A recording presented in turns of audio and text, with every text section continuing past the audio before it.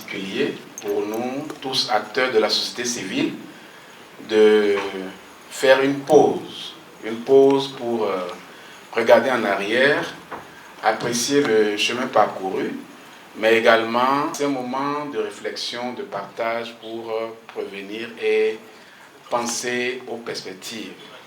Et c'est dans ce cadre-là donc que s'inscrit cet atelier qui regroupe des acteurs que vous êtes, des acteurs de la société civile, des partenaires, des bailleurs, pour ensemble lancer cet atelier. Et dans le cadre donc de cette ouverture, nous avons aujourd'hui des personnes indiquées, des mieux indiquées pour dire des mots, pour partager avec nous leur position, mais également donner des motivations nécessaires qui nous engagent dans ce parcours. Et je voudrais donc, sous vos ovations, inviter le Présidium à s'installer.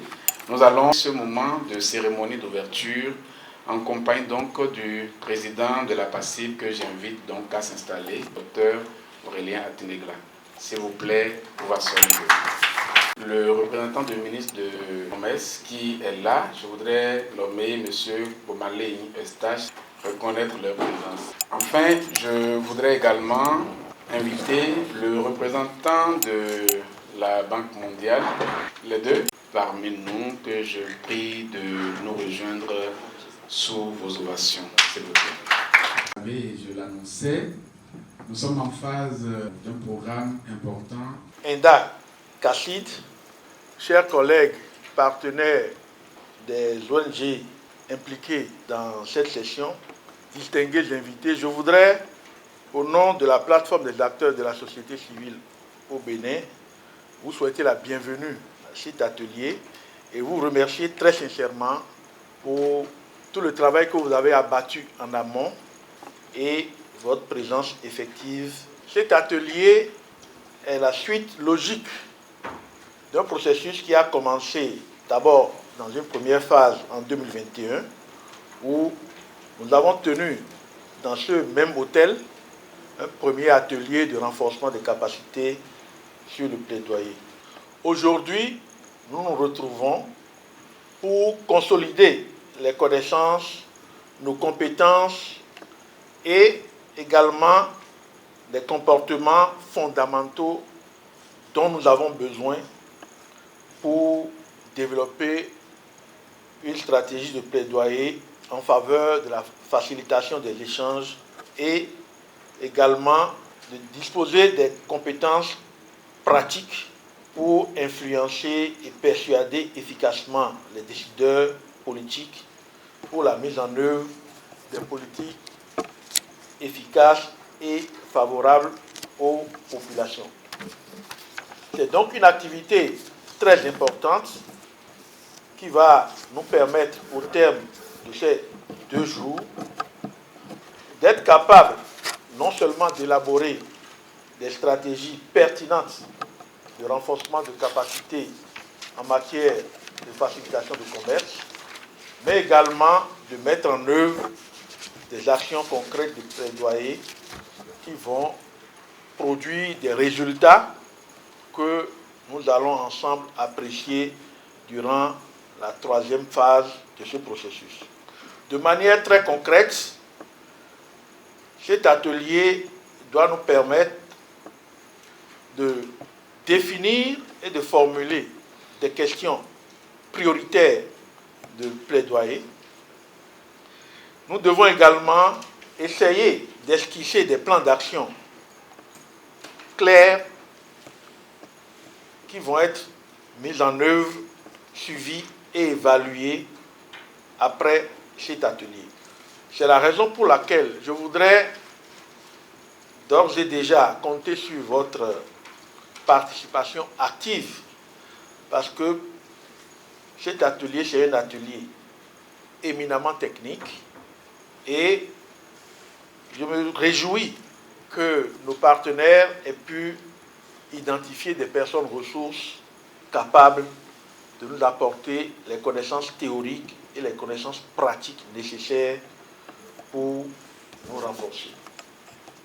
Je souhaite donc que chacun de nous puisse vraiment s'engager, comme d'ailleurs vous l'avez fait tout au long des étapes préparatoires marquées par des sessions en ligne, des échanges, toutes choses qui vont rassurer que vous êtes les meilleures personnes qui doivent participer à ce processus et utiliser les acquis pour changer la donne.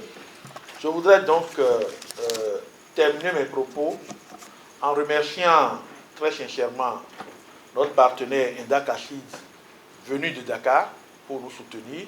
Je vous prie vraiment de les ovationner. Je voudrais également remercier sincèrement la Banque mondiale pour son appui et sa disponibilité constante. Je voudrais remercier sincèrement la CEDEAO, qui est vraiment le chef.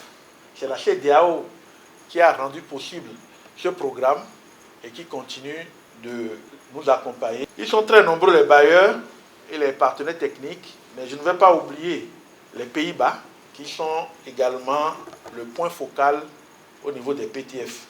Je voudrais donc terminer en remerciant le ministère de l'Industrie et du Commerce, représenté ici par le point focal, le président du Comité national de facilitation des échanges, qui a également été avec nous déjà dès la première phase de ce projet. Je nous souhaite donc de fructueux travaux et je vous remercie pour votre attention. Merci.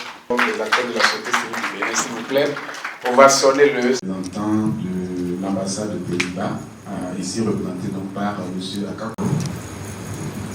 Monsieur le représentant de la Banque mondiale au Bénin.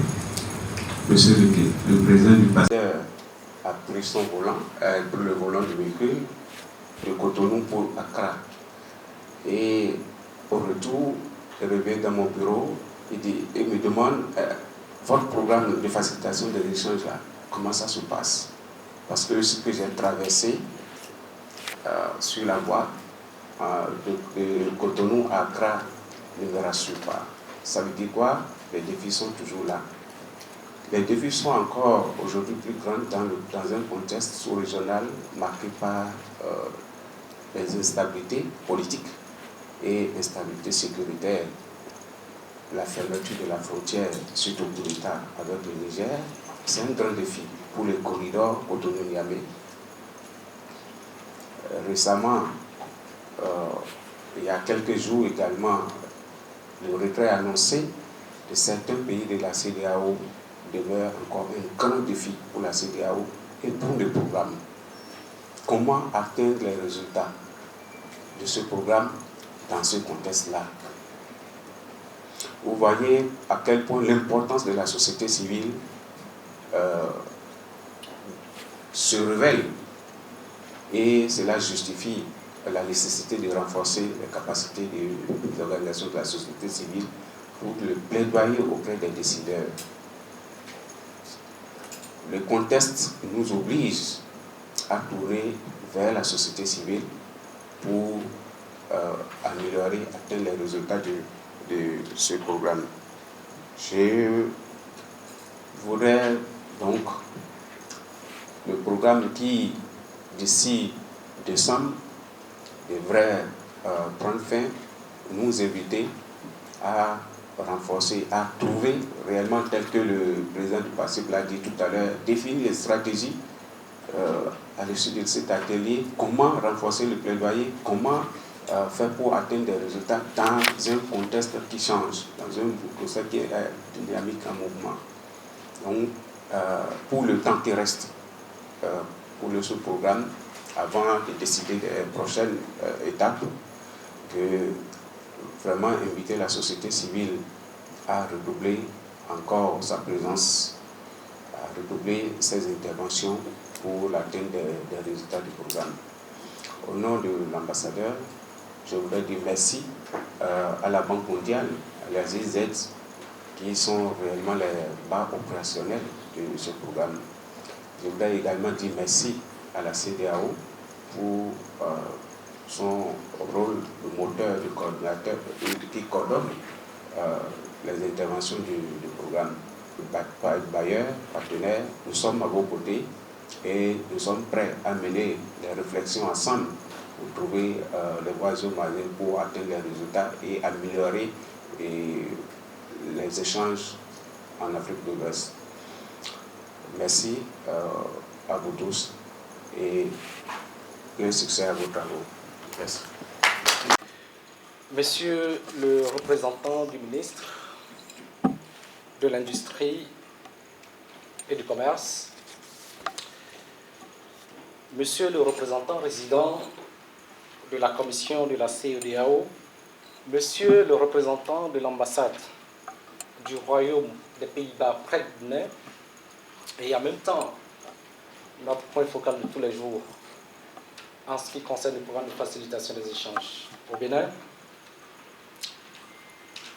Monsieur le président de la plateforme des acteurs de la société civile, Mesdames et Messieurs les représentants des organisations de la société civile,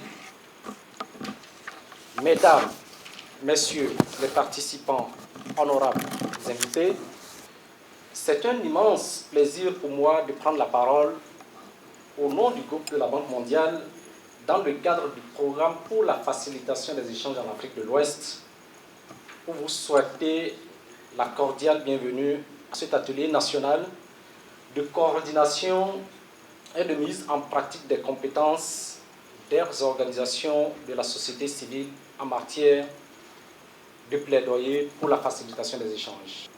Je voudrais adresser mes chaleureux remerciements à tous les représentants et partenaires ministériels, institutionnels, ainsi que de la société civile présente à cet important événement et engagement à se joindre à nos efforts pour amplifier la voix des citoyens dans les dialogues politiques en matière de facilitation des échanges. Mesdames et Messieurs, chers participants, cet atelier auquel vous êtes conviés est organisé par PACIB en collaboration avec la Banque mondiale dans le cadre du programme pour la facilitation des échanges en Afrique de l'Ouest.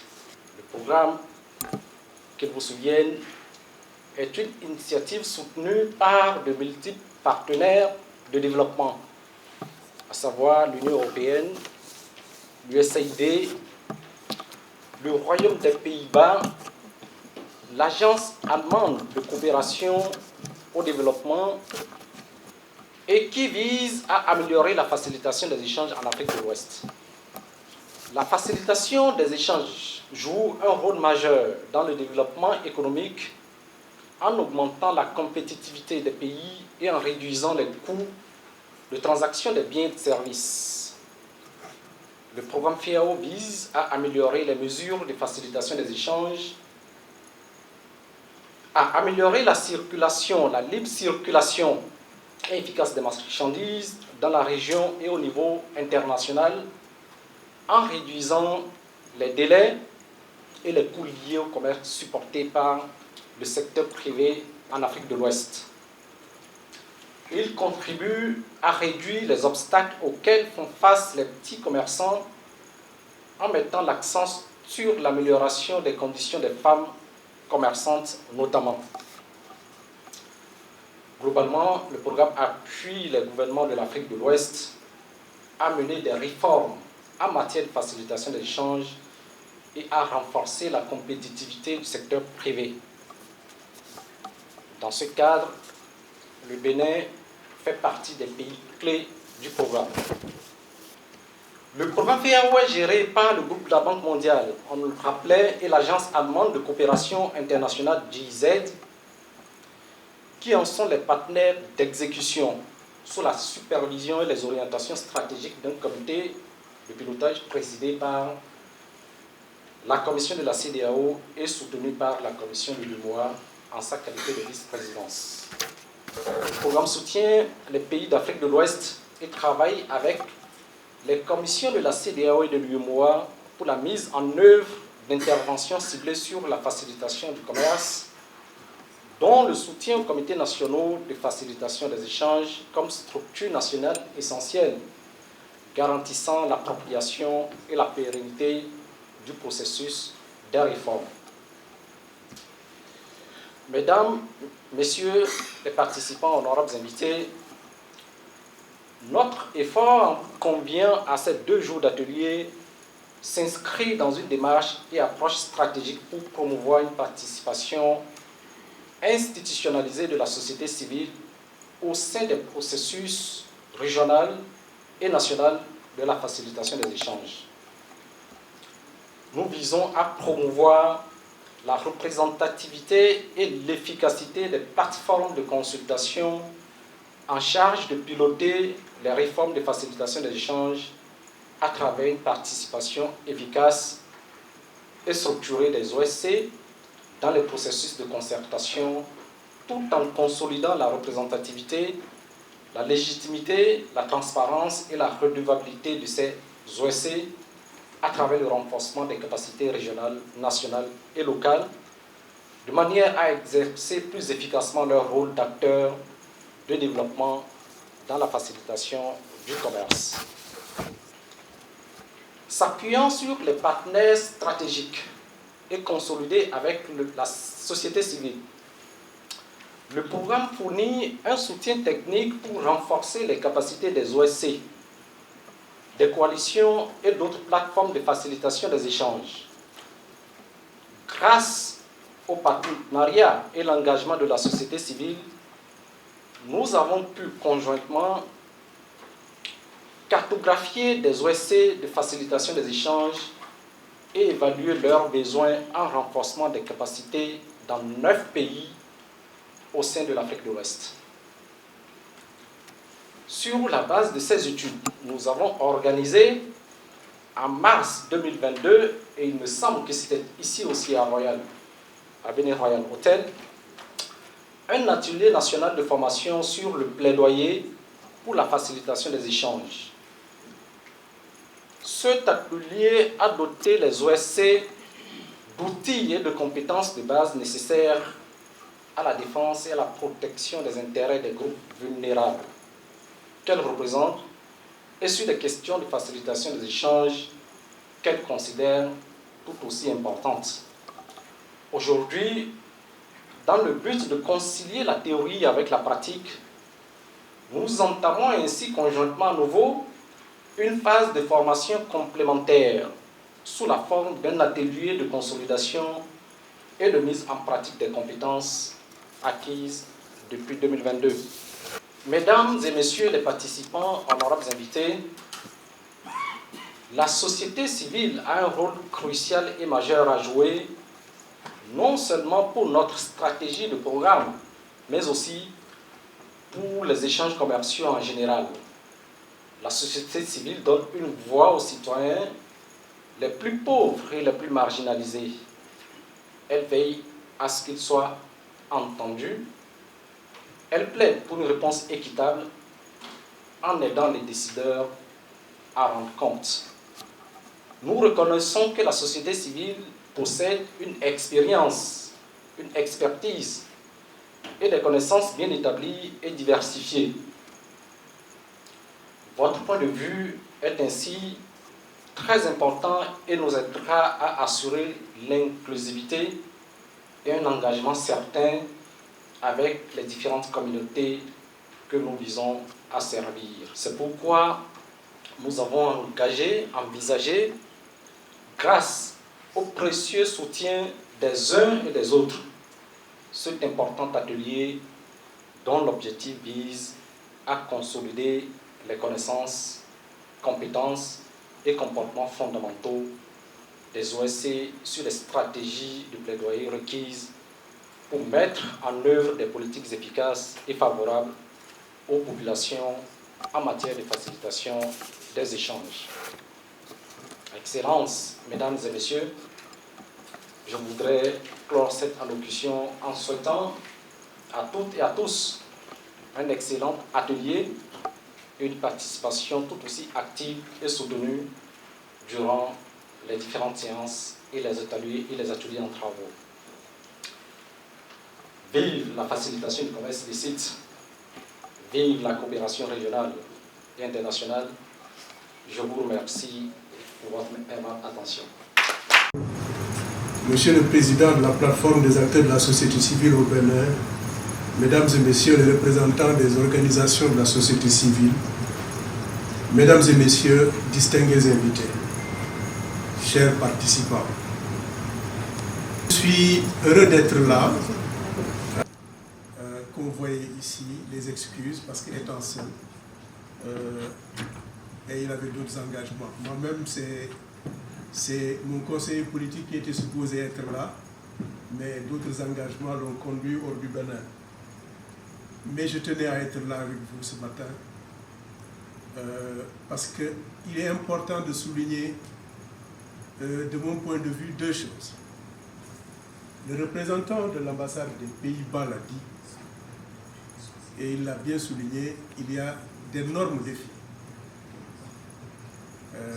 Ils sont nombreux les défis.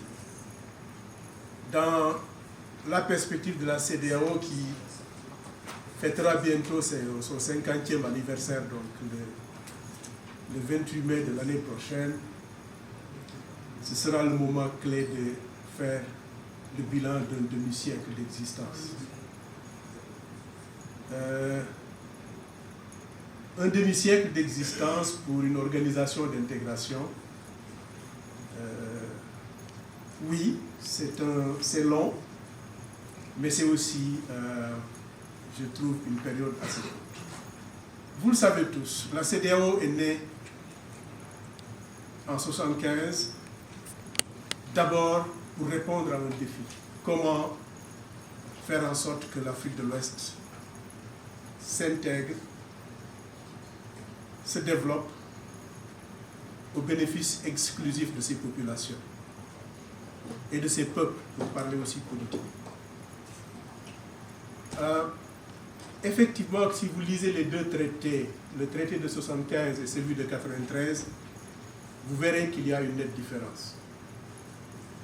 Dans le traité de 1993, les défis politiques sont largement pris en compte. Parce que malheureusement, dans notre histoire, dans cette région, nous avons été rattrapés par nos problèmes politiques. Or, nous le savons tous, il n'y a pas de commerce sans paix. Et il n'y a pas de paix sans politique. Et il n'y a pas de sécurité sans politique. Donc la réorientation de l'action et des priorités de la CEDEAO autour des questions politiques est, de mon point de vue, un tournant important, non pas seulement pour les acteurs politiques, mais aussi pour les acteurs de la société civile que vous êtes. Je conçois l'action de la société civile dans un contexte, nous parlons de libéralisation des échanges, nous parlons de faciliter des échanges. Alors, cela veut dire que dans votre intervention, vous ne pouvez pas ignorer simplement cette dimension politique qui est d'une importance capitale. Aujourd'hui, nous sommes face à un défi.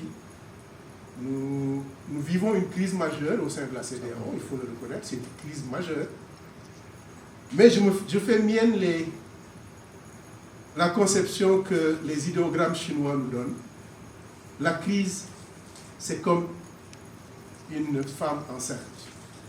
On attend un ange, mais on peut avoir aussi un monstre.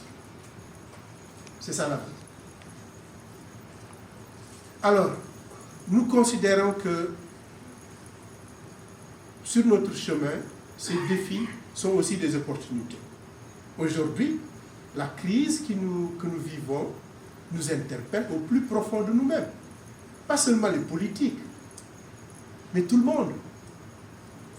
Vous vivez tous les jours les réseaux sociaux, vous avez vu, et la question la plus simple, là où on peut résumer simplement la crise au sein de la CEDEAO, c'est de voir comment réconcilier le leadership de la CEDEAO et l'opinion publique de la CEDEAO.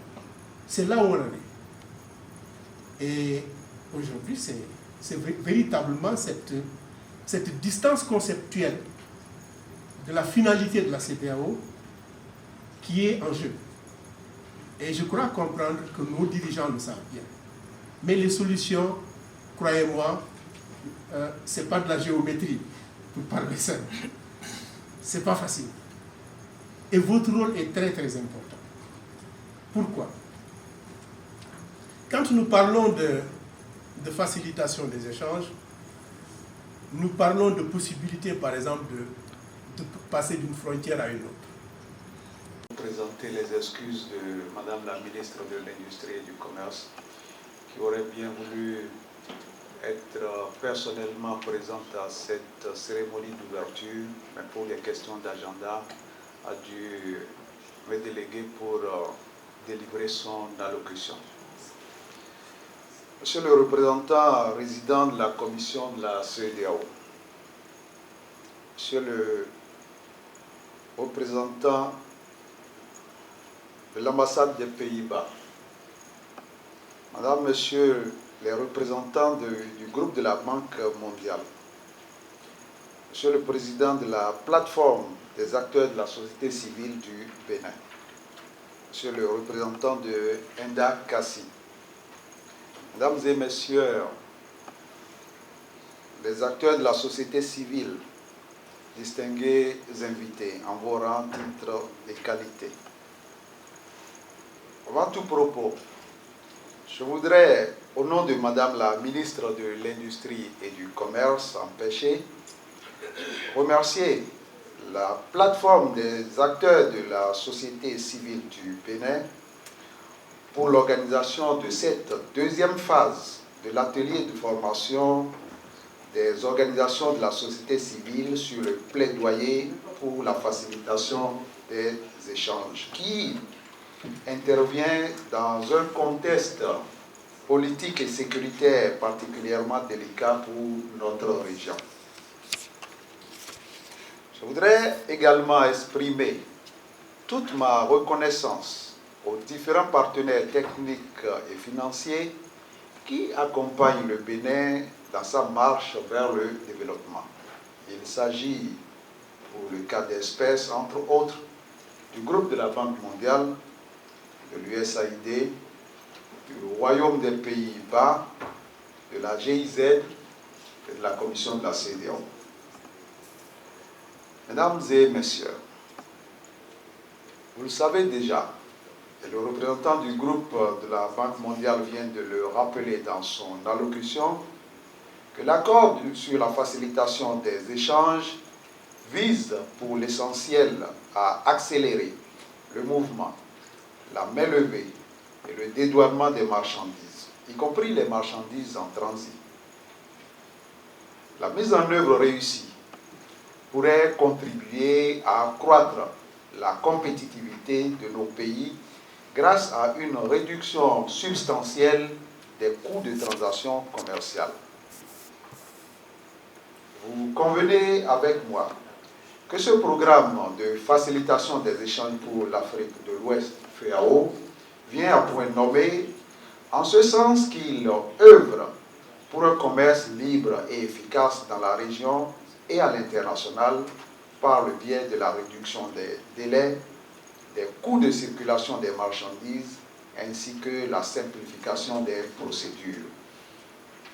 Cet atelier qu'organise la PACIB avec le soutien de ses partenaires vise donc à renforcer les capacités des organisations de la société civile en matière de plaidoyer ainsi que sur les principaux domaines de compétences à acquérir en matière de facilitation des échanges. Vous n'êtes pas sans savoir que les organisations de la société civile jouent un rôle crucial, aussi bien dans la conception que dans la mise en œuvre, le suivi et évaluation des politiques publiques, tant sur le plan national que régional. Pendant 2 jours donc, vous serez entretenus sur 2 modules essentiels, à savoir, d'une part, la stratégie du plaidoyer et d'autre part, les capacités d'influence et de persuasion, et Dieu sait que la société civile en dispose. Qu'il vous souvienne que la première phase de cet atelier vous avait permis de disposer des capacités nécessaires en vue de concevoir et conduire des activités de plaidoyer liées au commerce afin d'influencer les décideurs à mettre en œuvre des politiques efficaces et favorables aux populations dont vous assurez la défense. Cette deuxième phase vous offre l'opportunité de consolider ces acquis. À la fin des travaux, vous deviendrez, j'en ai aucun doute, des acteurs avertis, détenteurs de connaissances approfondies sur les techniques de plaidoyer pour la facilitation des échanges. Vous deviendrez également des appuis importants pour le Comité national de facilitation des échanges qui a besoin de ces compétences pour davantage contribuer à la mise en œuvre efficace de l'accord sur la facilitation des échanges dans notre région. Permettez-moi enfin, avant de terminer mes propos, de réitérer mes remerciements, les remerciements du gouvernement du Bénin aux principaux bailleurs précédemment cités, sans lesquels le programme de facilitation des échanges en Afrique de l'Ouest ne serait une réalité. C'est sur ces mots que je déclare ouvert ce jour, jeudi 1er février 2024, au nom de Madame la ministre de l'Industrie et du Commerce, président du Comité national de facilitation des échanges, l'atelier national de formation des organisations des acteurs de la société civile sur le plaidoyer pour la facilitation des échanges. Plein succès à vos travaux. Vive la facilitation des échanges en Afrique de l'Ouest. Vive les organisations de la société civile du Bénin. Vive la coopération internationale. Je vous remercie. Merci au président du Comité national de facilitation des échanges qui vient donc de lancer les activités de cet atelier. Nous allons inviter à nouveau M. Sidikou pour présenter ceux qui sont en ligne.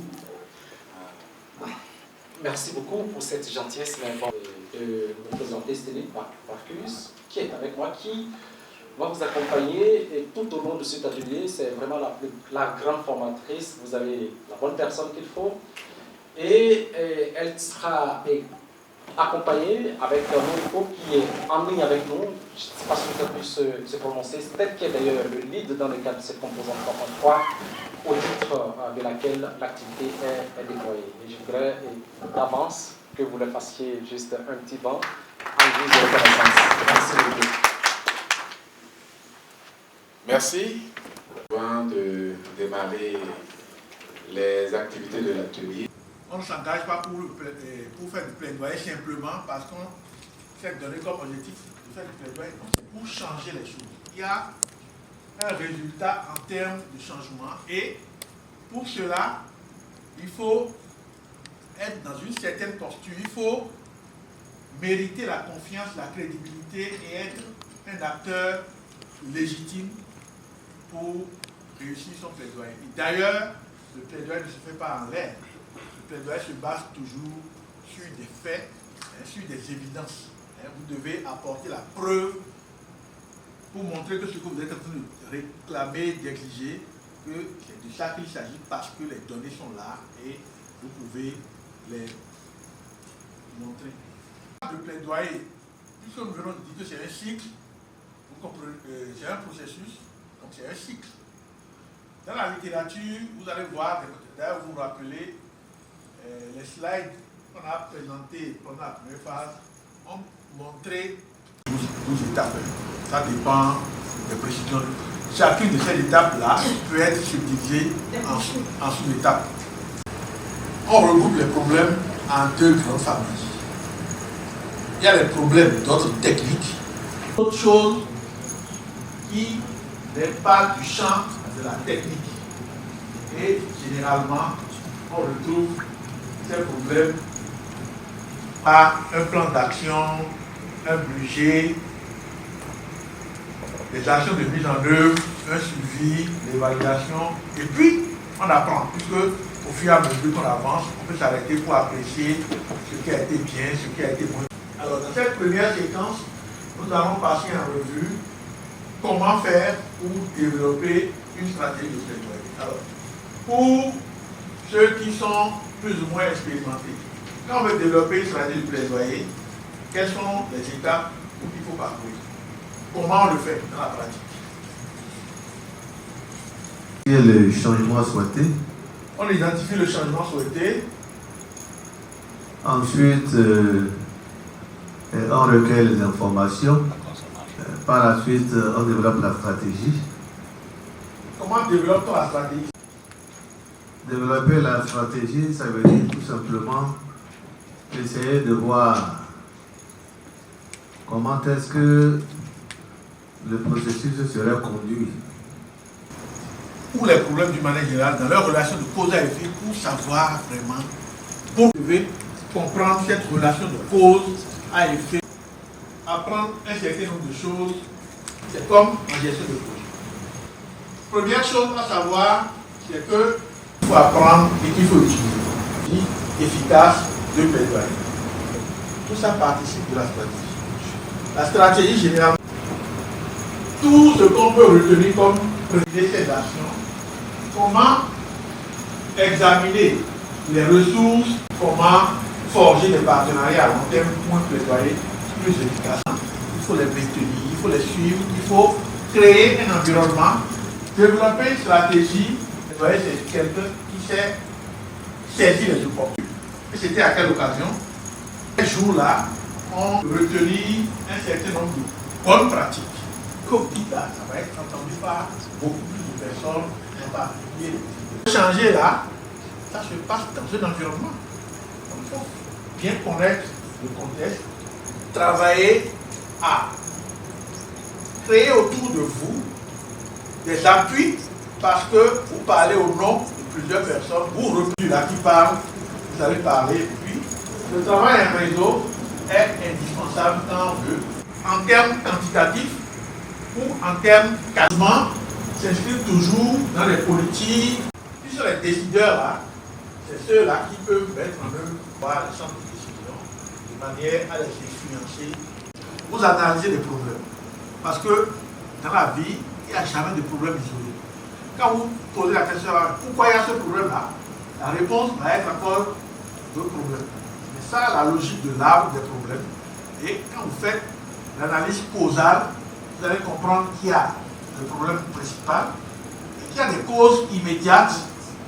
Et on n'arrive pas à identifier vraiment celui qui a été. Est-ce que ça peut arriver? Non, ensuite, vous voyez, c'est pas facile.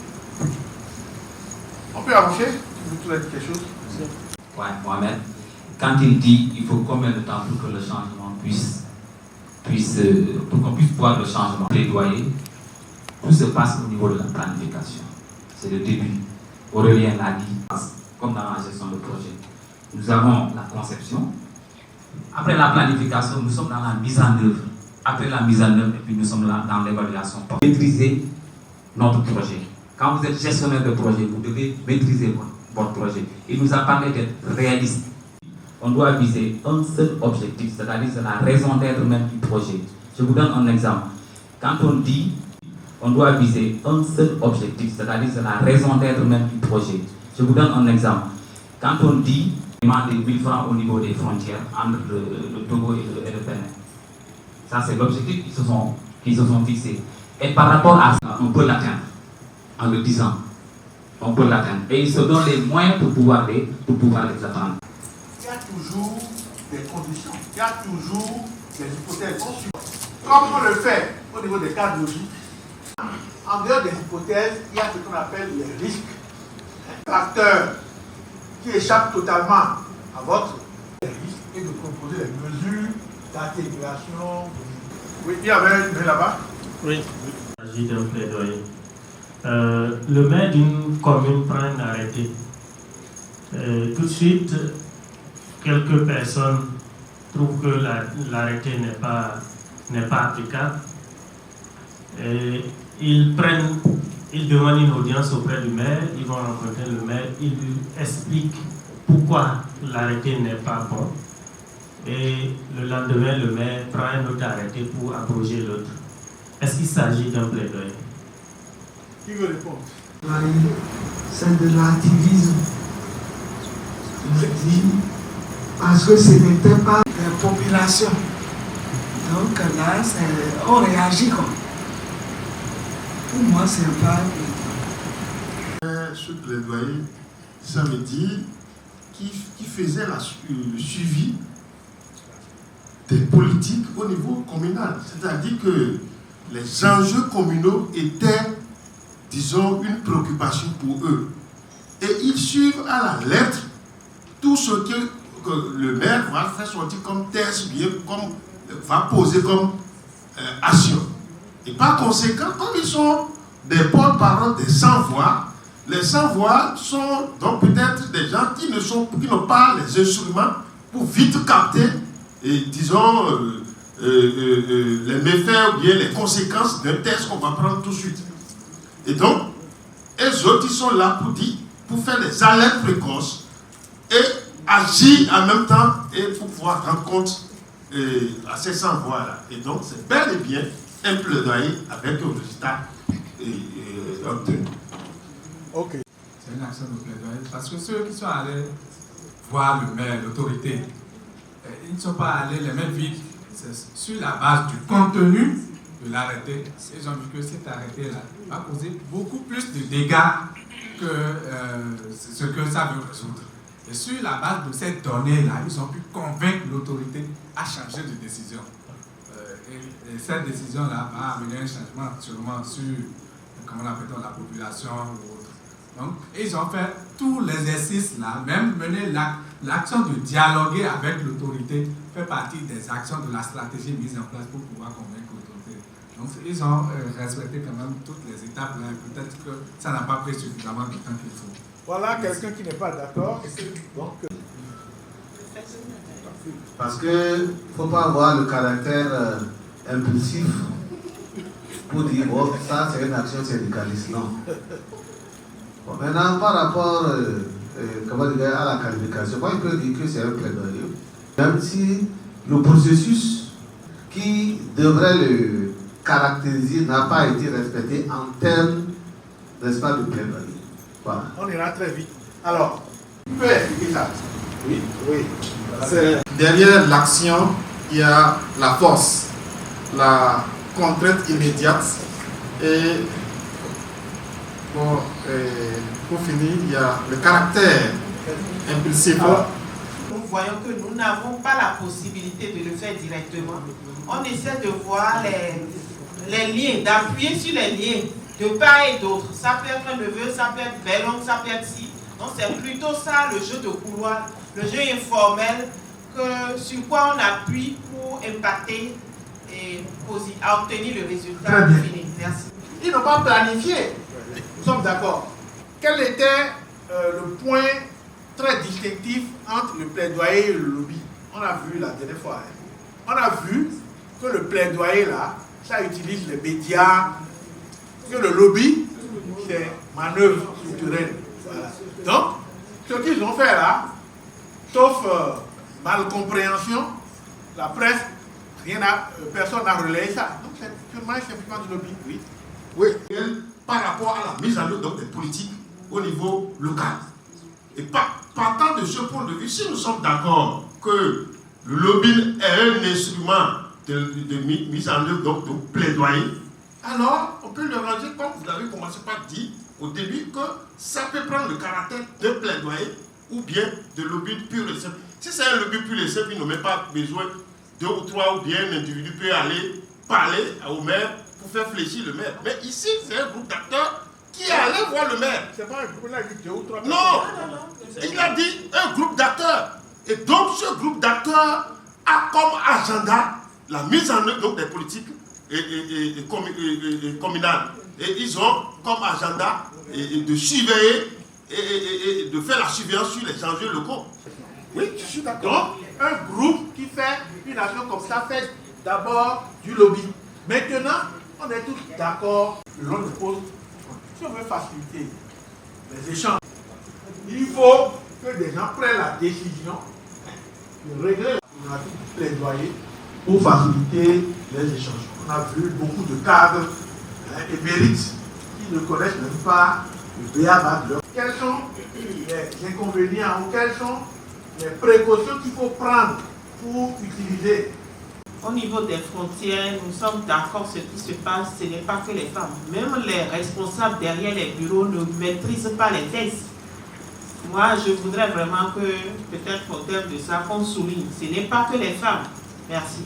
Non, non, je suis d'accord. De la matière pour comprendre l'exercice actuellement. On est conscient aussi qu'il y a une part de la méconnaissance qui ne dépasse pas uniquement les connaissants, mais aussi en effet les agents qui ne connaissent pas ou qui n'ont pas envie de les appliquer, parce qu'elles sont mouvantes, parce qu'elles ne sont pas appliquées par leurs supérieurs, etc. Là, les informations que vous recevez sont une petite photo uniquement pour vous aider à réfléchir.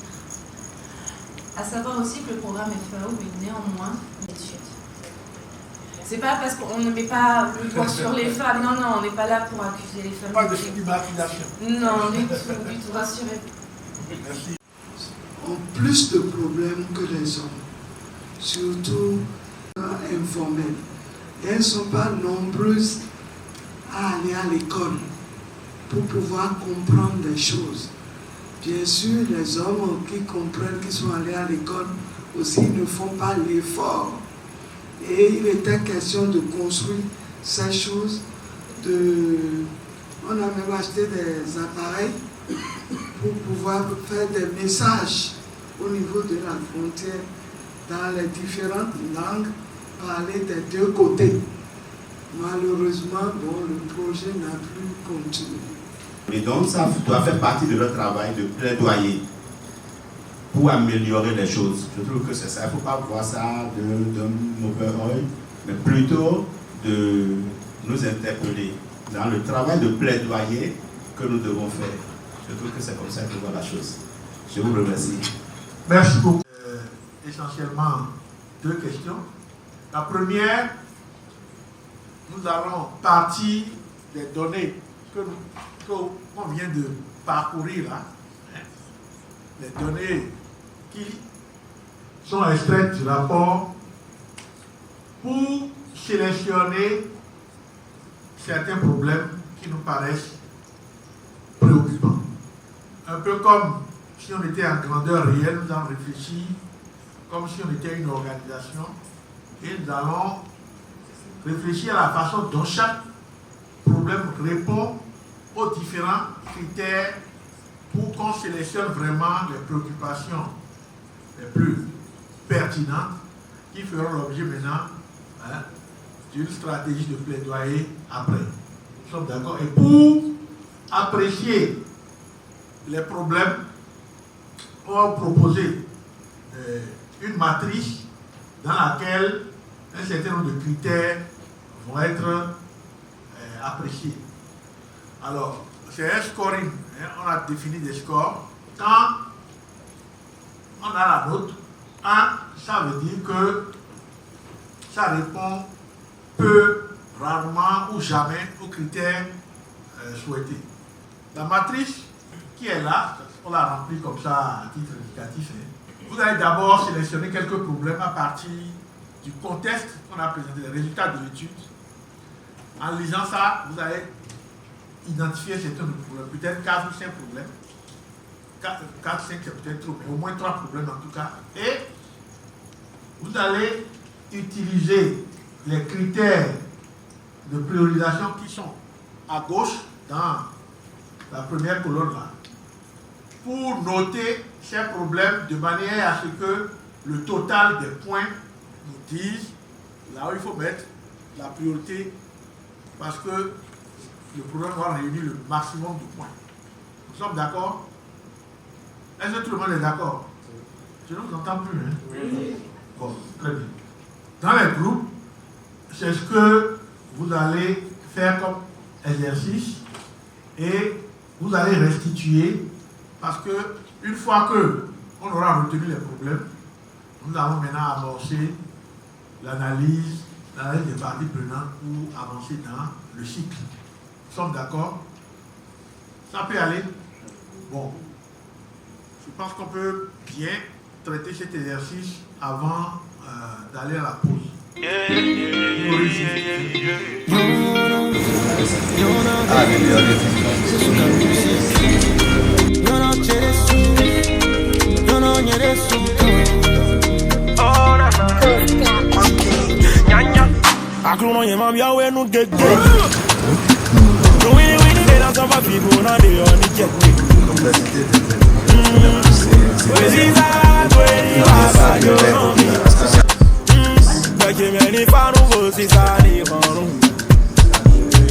C'est prendre le contrôle, Seigneur des armées, que la misère soit découronnée. On dira du monde et lui gérera. Madame, oui, un mieux papa. Hey, y'a Kenny Maïlo, va. Où y'a Bolivar, Bolivant, si t'es gwen et cadeau. Y'en a qui est bagué, et les sous-temps, qui est bagué. Qui est bagué, et les sous-temps. À la tête, qui est bagué, donc, qui est dans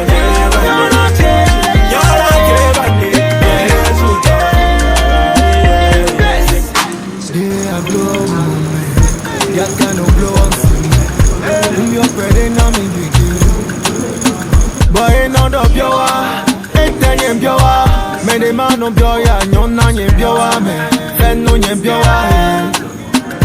Dolia, come on, let me go. Who vest is a cano pro? We never know when to go. Ready to when you're done, who can turn it to it and on Jagia. Do it and on Samoa.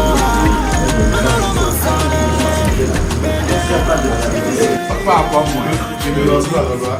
Je me dis, président.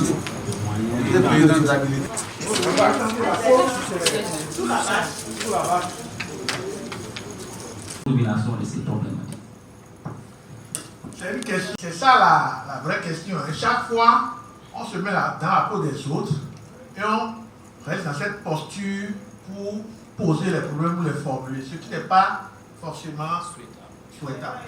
Donc, on comprend qu'on est dans une situation d'apprentissage et qu'il vous sera peut-être difficile de vous mettre dans la peau des femmes, dans la peau des jeunes commerçantes pour analyser les situations exactement comme ça. Dans la réalité, c'est ça qu'il faut faire. C'est pourquoi je parlais tantôt d'arbitrage.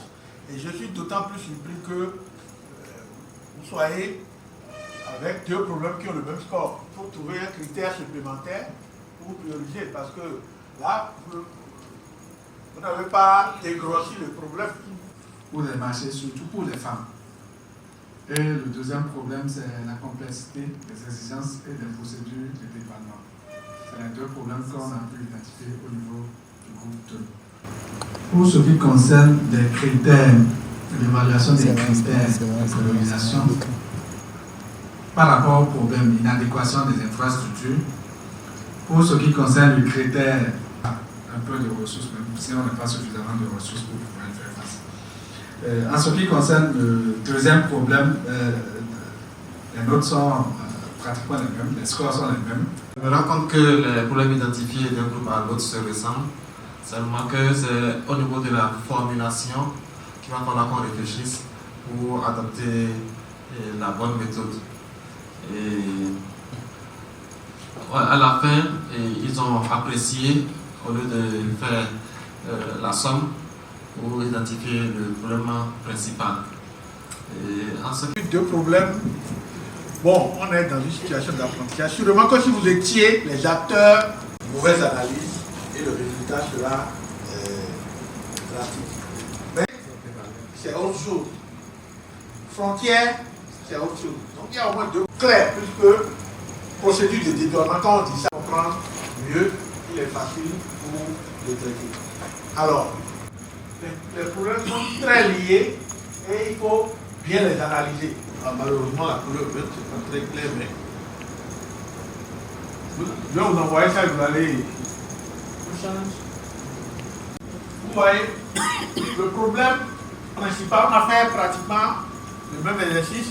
Aller sur le terrain, c'est donner la parole à ceux qui sont directement affectés pour que dans la formulation des solutions, cela soit facile.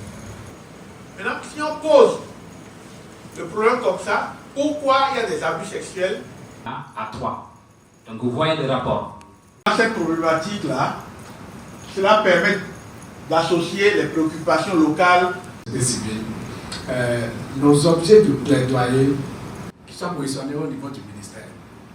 Là, lorsque on doit changer, on doit définir une ligne budgétaire telle que formulée comme ça, est-ce que c'est un bien? Est-ce que le surtout pas, non. Regardez dans la sous-région, quelles sont les expériences que d'autres font. Si vous ne lui avez pas apporté ces éléments pour le convaincre, cette proposition-là, il faut connaître le système, comment ça fonctionne. Vous vous rappelez du triangle. Voilà, il faut recourir à ces outils-là pour bien comprendre les choses, savoir les solutions qui ont le plus de cela. Parce que ces gens-là ont des fonds. Et même s'ils sont en train de mentir, leurs fonds les écoutent. Voilà, donc le choix des messagers se fait de façon très méticuleuse parce que c'est des gens qui peuvent vous amener à basculer les doyers que vous êtes en train de faire. Donc il faut faire très attention. Quelquefois, c'est les griots qu'on utilise. Quelquefois, il y a des messagers, mais tout le monde n'est pas messager. Il y a des gens, si vous les positionnez là, ils disent exactement le contraire. Si vous ne faites pas ça, ça va être dangereux pour les autres là. Alors, c'est son problème. Mais il faut, quand on fait le lobby là, il faut toujours chercher là où se trouve l'intérêt de celui, même le plaidoyer aussi en général c'est comme ça. Si vous allez seulement pour dire ah, ça ne va pas, pour pleurnicher là, prépare le plaidoyer du sujet. Et là, à leur réunion, à leur conseil, le conseil communal, et ils vont essayer d'apporter le sujet sur le tapis. Et là, ça peut bouger les choses. Ça peut amener le maire à prendre une décision ou bien ils votent ensemble. Et là, on a la solution, on a le changement. Ça peut être un cas comme ça. Oui. Alors, mais il faut aussi faire attention. Hein. Okay. Les élus ne sont pas aussi libres ici. Mais si ça ne porte pas, ça veut dire que vous devez garder la correction. Je disais tantôt, hein, coordination, collaboration, c'est une posture par opposition à la confrontation et la pression. Dans le public, il y a les déclarations publiques, il y a les lettres ouvertes, les communiqués signés par les organisations, les pétitions. Alors, on constitue des délégations, on prend des gens, les porte-parole, pour les amener à soutenir la cause que vous défendez. Souvent, je ne sais pas, la force, un marché ne s'anime pas 2 ou 3 jours. Les femmes vont marcher et refusent de vendre. Bon, tout ça c'est le POSCAO, on n'en a pas parlé. Le POSCAO, c'est la plateforme des organisations de la société sur le document de position. Et non, on ne l'a pas parce que la probabilité, d'abord, c'est les réunions semestrielles ou bien à pouvoir parler aux bonnes personnes. Oui, non. Par exemple, à Dakar, un arrêté ou bien une loi qui est contraire, par exemple, à... Vous retrouvez devant les juridictions parce que vous avez mené une action de plaidoyer. Ah non. Bien profilé peut amener les dirigeants devant le tribunal en cas de diffamation. Et c'est là l'importance, toute l'importance des données, de l'argumentaire, comment on avance des preuves probantes. Et c'est pourquoi il faut avoir des données vraiment fiables. Sinon, on peut tomber dans la diffamation et le cas échéant peut se retrouver devant les juridictions. Oui, là, c'est vraiment dommage. Pour le plaidoyer, c'est des gens intelligents. 1, 2, on se regarde et puis on se...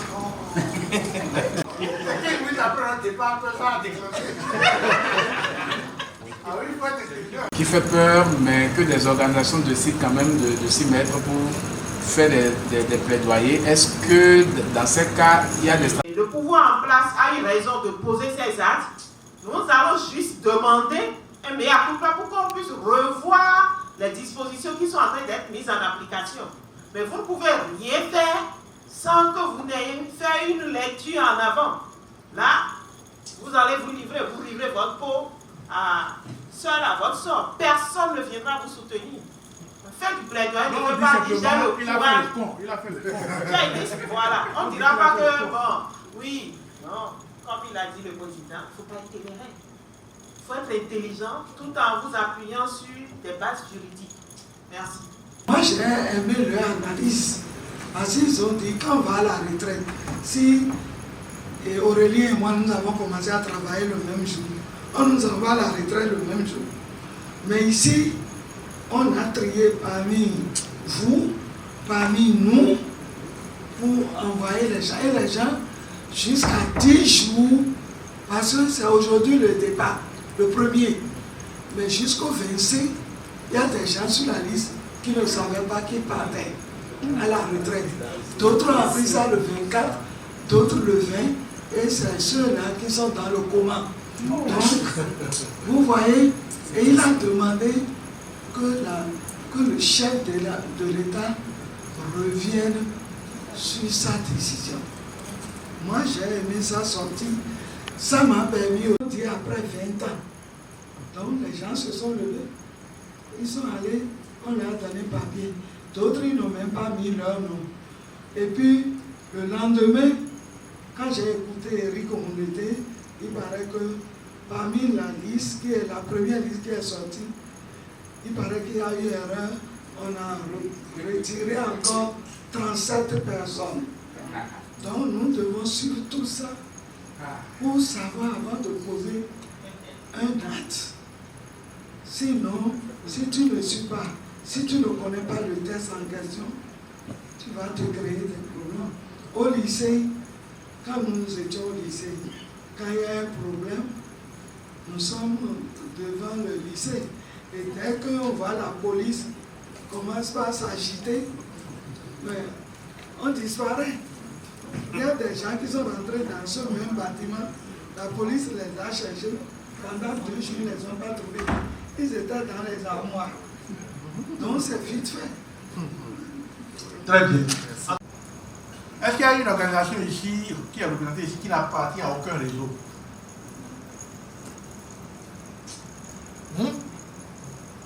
Ah, il n'y en a pas, donc c'est déjà bon.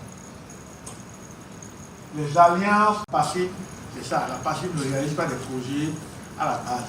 La cible, c'est ça. Donc, si vous voulez vraiment vous engager dans des actions de plaidoyer, tout ça là, connectez-vous à des réseaux ou à des organisations qui ont de l'expertise dans ce domaine et elles vous aideront à vous perfectionner pour que, même au niveau local, vous soyez des acteurs du plaidoyer pour un changement au niveau des localités où vous travaillez. C'est l'exécutif. Un décret d'application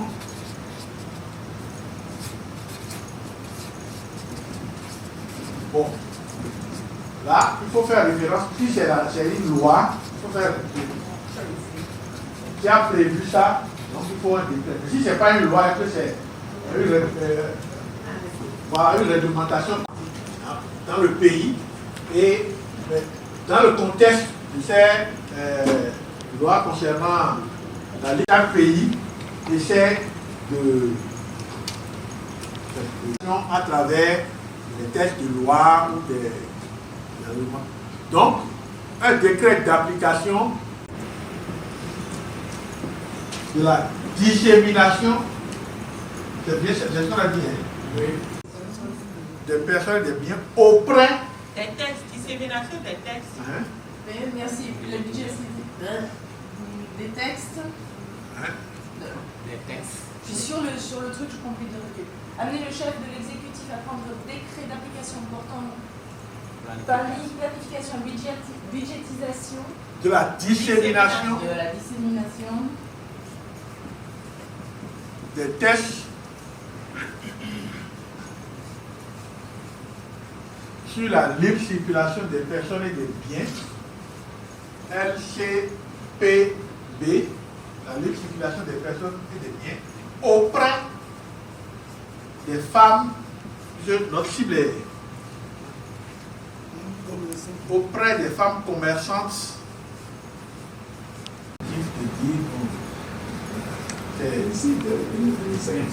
Voilà. D'ici, prends un décret d'application.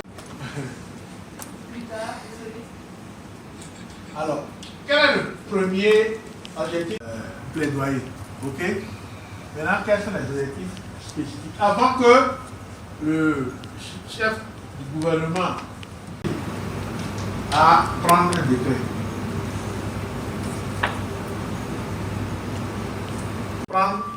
Donc, il y a un travail à faire. Un premier objectif spécifique peut être assigné au ministère des Finances, un autre au ministère du Commerce, un autre.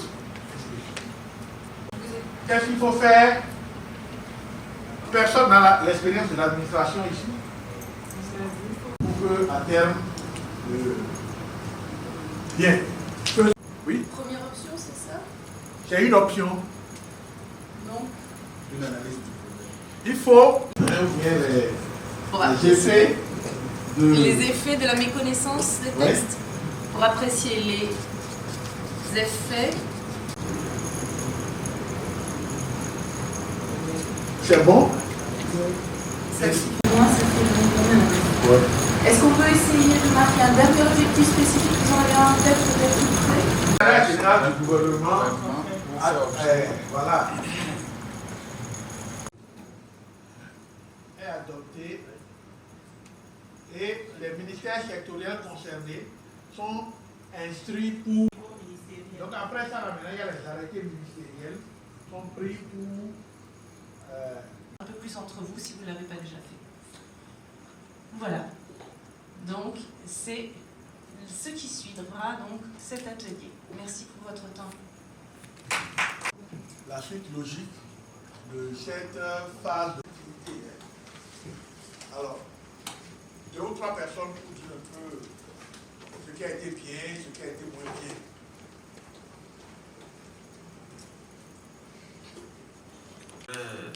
Remercier les organisateurs, on l'a déjà fait au début. Et au cours de la journée, ce qui a été bien, d'abord c'est la manière dont l'atelier a été conduit. Les travaux de groupe ont été facilités, supervisés. On a reçu des orientations qui ont permis quand même de retenir les différents problèmes qu'on a identifiés. Et la plénière nous a permis de prendre note de beaucoup de choses, d'orientation. Et nous avons été suffisamment informés, avertis sur les différents mécanismes du plaidoyer. Et les orientations dans l'après-midi, nous avons eu droit à des exercices pratiques et chacun a donné son point de vue par rapport à ce qui s'est passé. Donc, je retiens que la facilitation de l'atelier a été très bien faite et ça a été dans une approche participative qui ne nous a pas ennuyés. Parce que il y a partage d'expérience aussi qui était là et nous avons reçu beaucoup d'informations de la part de nos doyennes, de nos doyens qui ont partagé avec nous les expériences acquises. Donc, moi je retiens que ça a été bien. Merci. Merci, tu veux. Remercier les organisateurs pour cet atelier, pour l'initiative. Dans l'ensemble, tout s'est bien passé. Merci. Tout s'est bien passé, mais surtout les différentes étapes du plaidoyer. Et il y avait des choses que nous connaissions avant, mais aujourd'hui on a eu des précisions. Et surtout, il faut revenir sur la formulation. Vous avez donné les mots-clés. Comment nous allons faire? Mais j'ai l'impression que nous n'avons pas, en écoutant le dernier exercice, moi je commence à me poser des questions. Parce que la formulation du problème, c'est le nœud du plaidoyer. Donc sur ça, nous devons nous y mettre pour formuler, savoir quel verbe il faut utiliser parmi les verbes d'action, ce qu'il ne faut pas dire. Par exemple, moi j'ai retenu qu'on ne doit pas dire manque, on ne doit pas dire inexistence, absence. Donc il faut trouver un autre verbe d'action. De changement, puisqu'il s'agit d'un changement de comportement. Et mieux, c'est dans le temps. Il faut tenir compte du temps pour savoir quelle activité on peut mener pour avoir des résultats tout de suite et quelles sont les activités que nous allons mener pour avoir des résultats peut-être à long terme. Parce qu'il y a nos cultures et tout, nous devons en tenir compte dans ce que nous faisons. Et au niveau politique, nous devons trouver des stratégies pour ne pas agresser les gens et obtenir le résultat escompté. C'est ce que moi je peux dire. Merci beaucoup. Docteur, en fait, globalement tout s'est bien passé. Seulement c'est vers la fin là qu'on a senti beaucoup de relâchement. Et ce qui a fait que la suite, n'est-ce pas, de l'exercice a été difficile. Je l'avoue, beaucoup n'ont pas complètement suivi. Or, c'est la partie essentielle, ça, de mon point de vue. Parce que là, c'est un exercice pratique. C'est un exercice pratique. Bon, et au regard de la suite que Madame a annoncée, où nous avons quand même beaucoup de responsabilités qui nous attendent, eh bien, il serait souhaitable, si c'est possible, demain, de faire peut-être un petit rappel là, sur ça, avant qu'on ne continue. Parce que cette formation me paraît spéciale. Spéciale pourquoi? Parce que dès la fin, nous aurons des responsabilités à assumer. C'est très important. Alors, on ne sera assumer n'est-ce pas des responsabilités sans vraiment maîtriser, un temps soit peu, ce sur quoi, n'est-ce pas, on sera appelé à se prononcer. Donc, je souhaiterais, par exemple, que demain, qu'on fasse un petit briefing là, sur la dernière partie, avant de poursuivre. Merci beaucoup. Et moi, je voudrais dire, vu ce qui est attendu pour le groupe, c'est vrai que nous sommes déjà sur un fourgon, mais par rapport à l'élaboration, à l'énoncé des problèmes, c'est un autre chapitre.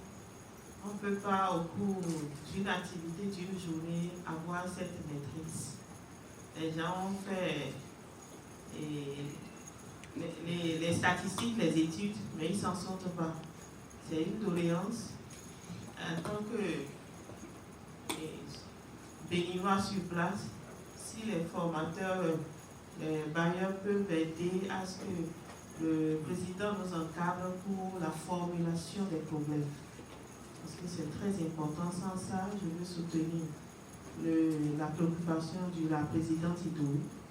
Et ça nous permettra de savoir comment est-ce que nous devons entreprendre la formulation des problèmes avant de descendre sur la suite. Merci.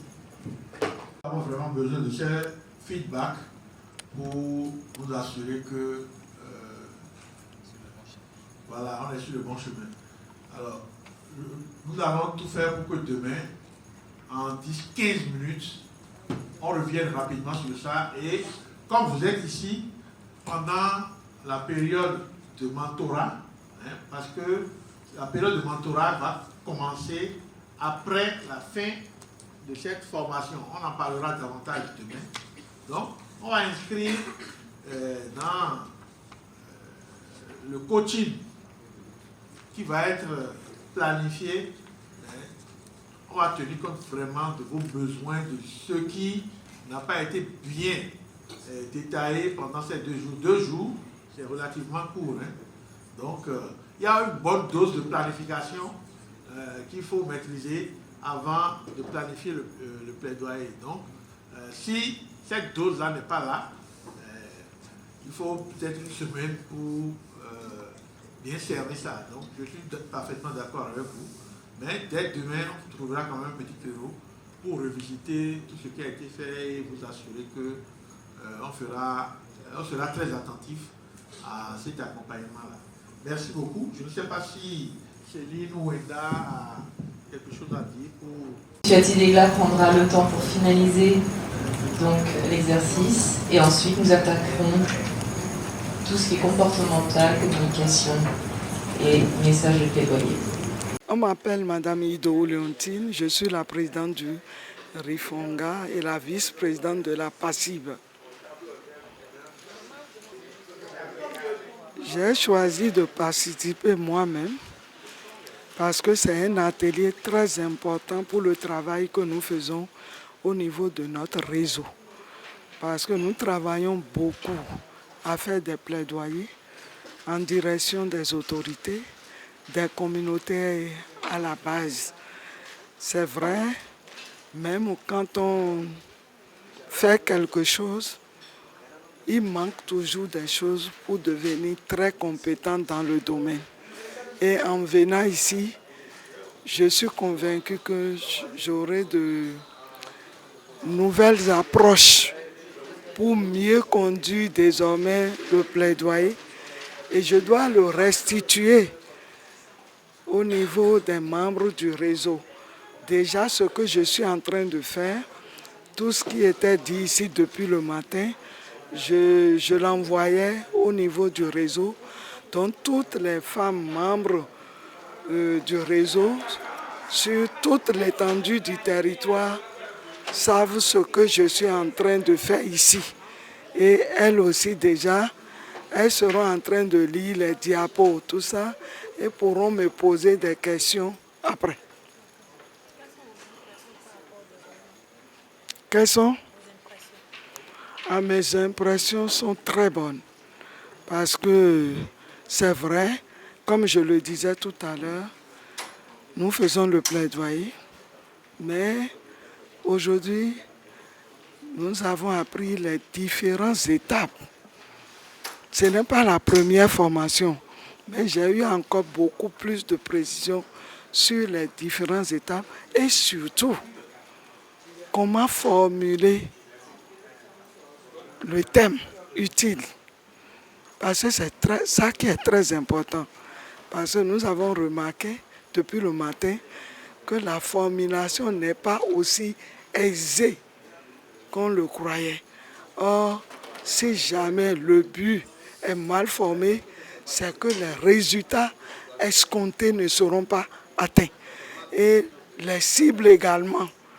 Nous avons appris l'importance des cibles, des alliés, et comment aller vers les alliés directs, indirects, et les cibles primaires, secondaires. Nous avons appris beaucoup de choses que si nous arrivons à maîtriser, désormais, en allant faire un plaidoyer, nous serons sûrs de réussir notre plaidoyer et d'avoir les résultats escomptés. Mon mot de fin, c'est que nous disposions assez de temps pour revoir tout ce qui est dit ici et suivre la feuille de route qui nous sera donnée demain. Parce que c'est très important, si nous ne disposons pas de temps pour suivre, nous n'allons pas pouvoir restituer. Si nous ne disposons pas de temps pour bien comprendre, nous n'allons pas bien mettre ça en application. Parce que parfois, nous, sociétés civiles, nous allons sur des terrains avec derrière nous un genre d'agressivité.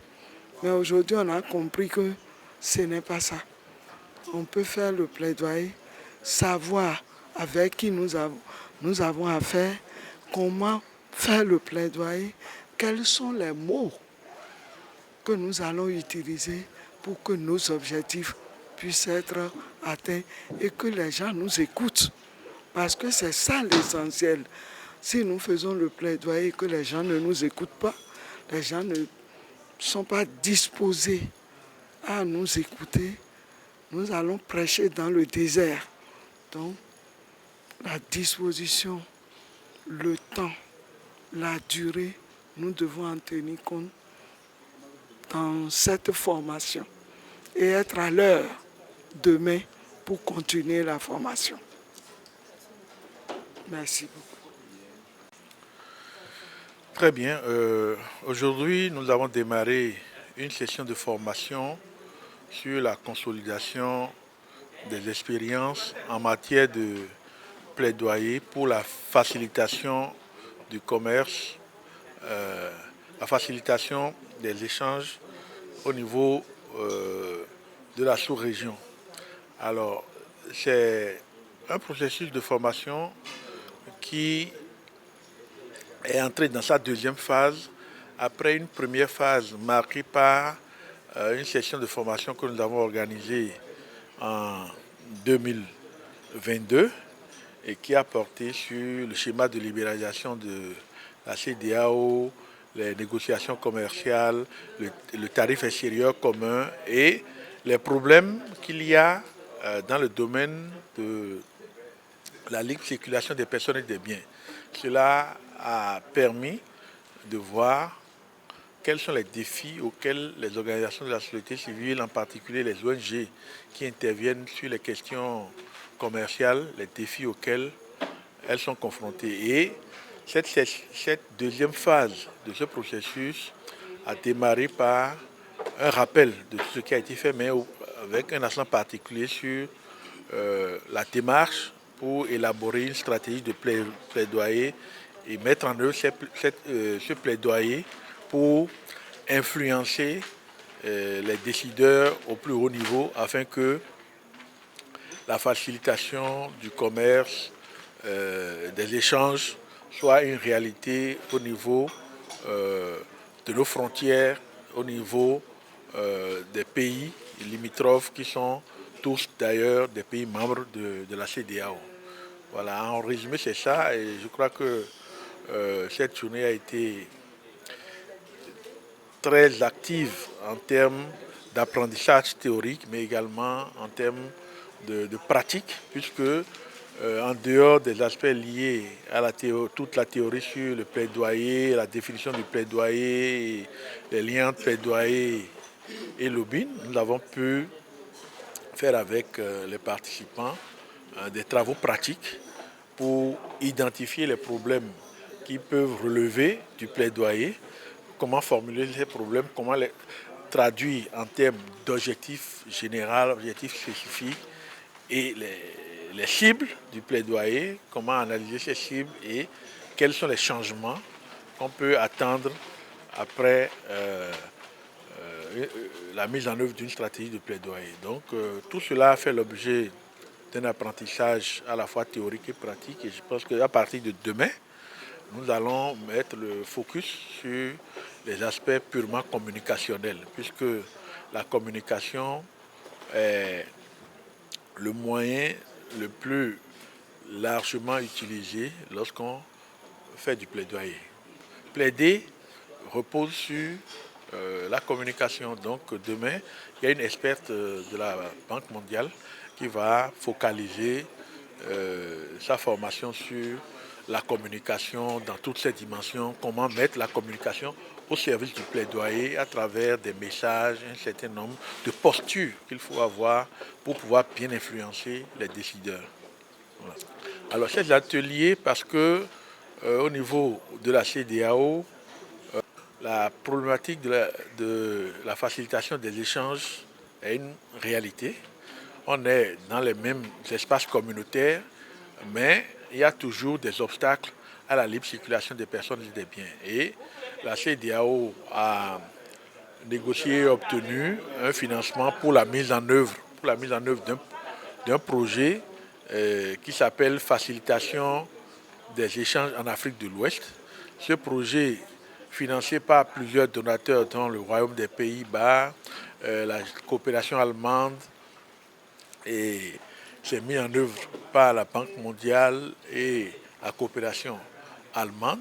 Ça a des volets orientés vers le renforcement des capacités des organisations de la société civile qui sont des partenaires privilégiés de ce type de programme qui, en dehors des réformes qui sont entreprises, on a besoin de socialiser ces réformes-là et de donner les moyens aux OSC pour qu'elles fassent la veille citoyenne sur tout le processus de libre circulation des personnes et des biens. Donc, les renforcer dans le domaine du plaidoyer, c'est leur donner les moyens d'interagir avec les autorités à différents niveaux pour que ce qui bloque la facilitation des échanges, là, tout cela soit adressé de manière responsable et que dans les années à venir, on assiste plutôt à à une région bien intégrée où les marchandises et les personnes peuvent circuler librement et que les transits entre, entre les zones frontalières se fassent de manière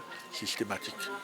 Les participants se sont exprimés et ont trouvé la session de formation très utile et très engageante. Ce n'est pas une formation à laquelle on peut participer comme on veut, non. D'abord, c'est des participants qui ont été sélectionnés sur la base de leur profil, sur la base de ce que leurs organisations font dans le domaine du commerce ou en lien avec le commerce. Et ces participants ont eu la chance de suivre la première phase qui est consacrée à une formation beaucoup plus générale sur le commerce sous-régional, le schéma de libéralisation des échanges, le tarif extérieur commun de la CEDEAO, qui sont des domaines vraiment pointus dans lesquels très peu d'organisations ont de l'expertise. Donc, après avoir pris connaissance de ces tests et de la façon dont leur mise en œuvre rencontre des difficultés, il était nécessaire maintenant, dans une deuxième phase, de consolider les acquis, de renforcer leurs capacités, de manière à ce que là où il y a les blocages à la facilitation des échanges, que ces blocages-là puissent être levés à partir des actions de plaidoyer que ces organisations, individuellement ou collectivement, peuvent porter. La plupart des organisations ont montré leur intérêt et d'ailleurs c'est prévu même qu'au terme de cette session de formation, qu'il y ait une phase de mentorat durant laquelle les acquis de cette formation vont être mis en pratique à travers des initiatives propres que ces organisations vont prendre dans le domaine du plaidoyer à l'échelle de leur région ou de leur commune, là où elles interviennent. Oui, les participants doivent encore travailler davantage parce que l'expertise en matière de plaidoyer, ça se construit et ça s'entretient. Hein? On ne s'improvise pas acteur du plaidoyer. On apprend et puis on pratique. Et à force de pratiquer, on commence vraiment par produire des résultats. Et c'est cela le défi. Une chose est de participer à une formation, mais la seconde, c'est comment on s'en sert pour avancer dans la réalisation du mandat de leur organisation respective. Je pense que c'est à ce prix que les acquis de cette formation pourront être bien valorisés et ça aura des effets d'entraînement sur la façon dont les institutions fonctionnent. Parce qu'on plaide en direction de l'État, en direction des autorités qui ont le pouvoir et qui peuvent prendre des décisions permettant d'obtenir des changements souhaités. Mon mot de fin, c'est vous remercier aussi parce que vous étiez aussi des nôtres, assurer un reportage de fond en comble. Nous espérons pouvoir disposer des supports de qualité qui pourront également nous accompagner dans d'autres initiatives de formation et de renforcement de capacités. Parce que la formation des adultes, ce n'est pas que le discours. Il faut aussi passer par tous les supports qui peuvent leur offrir des occasions de discussion, d'échange, d'apprentissage, ne serait-ce qu'en écoutant ce que les uns et les autres disent, en suivant les questions qui ont été posées et aussi les réponses que les formateurs et les personnes ressources ont eu à apporter. Bon, j'ai été invité, j'ai été sélectionné parmi tant d'autres, des actions que nous avons l'habitude de mener sur le terrain. Une joie pour moi, on avait déjà suivi une formation en 2022. Et comme une suite logique, nous avons accepté de venir continuer et acquérir davantage de connaissances afin de pouvoir impacter, de pouvoir utiliser les acquis sur le terrain. Voilà. Mes impressions sont très bonnes parce que ça s'est bien passé, l'atelier s'est bien déroulé, atelier de consolidation et dans le cadre du plaidoyer, c'est une très bonne chose puisque c'est une très bonne chose pour la société civile et pour les ONG. Nous avons beaucoup de problèmes à régler. Un pays ne peut pas se développer, notamment dans le domaine du commerce. Un pays ne peut pas se développer s'il n'y a pas la libre circulation des personnes et des biens. Et donc c'est le thème de l'atelier. C'est ça qui nous a beaucoup intéressés. Et je trouve que c'est très important de suivre une formation pareille et de pouvoir mener des actions de plaidoyer afin de faciliter cela, impacter les autorités et pour que l'objectif soit atteint. Voilà, plaidoyer, bon, nous ne sommes pas encore à la fin et je retiens notamment que c'est bien déroulé et nous avons reçu des notions de base et aussi on a fait des exercices pratiques. Des exercices pratiques qui ont renforcé nos connaissances en la matière. Mon mot de fin, c'est toujours une joie pour moi de participer à cet atelier et je vous remercie aussi, vous qui nous avez assisté depuis le matin, qui a fait un bon reportage, qui a pris nos photos et je crois que tout est allé bien. Je vous remercie également.